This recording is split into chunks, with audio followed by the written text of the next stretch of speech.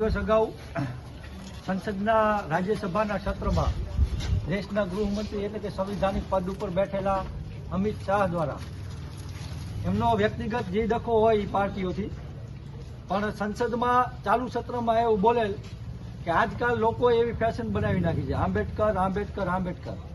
આટલું નામ જો ભગવાનનું લીધું હોત તો 7 જન્મો સુધી સ્વર્ગ મળી ગયો. એટલે આંબેડકર એ કોઈ ફેશન નથી કે આંબેડકરના ફેશનમાં નામ લેવા છે. બાબા સાહેબ કે જય ભીમ બોલતા કરોડો લોકોનું આત્મસન્માન જાગે છે.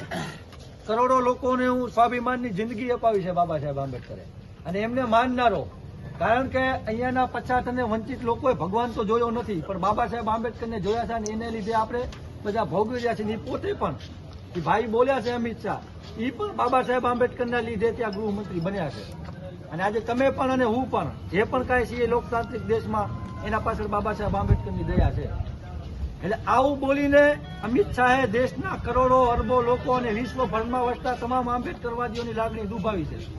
જેથી સંવિધાનિક પદ ઉપર આવું બેસ્ટેરા બોલે, આવું માણસ બોલે એ બિલકુલ ગેરવ્યાજબી છે. આમના ઉપર કાયદેસરની કાર્યવાહી થવી પડે. રાજ્યસભાના સ્પીકરને સંબોધીને અમારું આવેદનપત્ર છે, તમે એમની કને અમારી રજૂઆત પહોંચાડશો. યા તો અમિત શાહ આ બાબતે માફી માંગે, યા પછી દેશના ગૃહમંત્રીના પદમાંથી રાજીનામું આપે.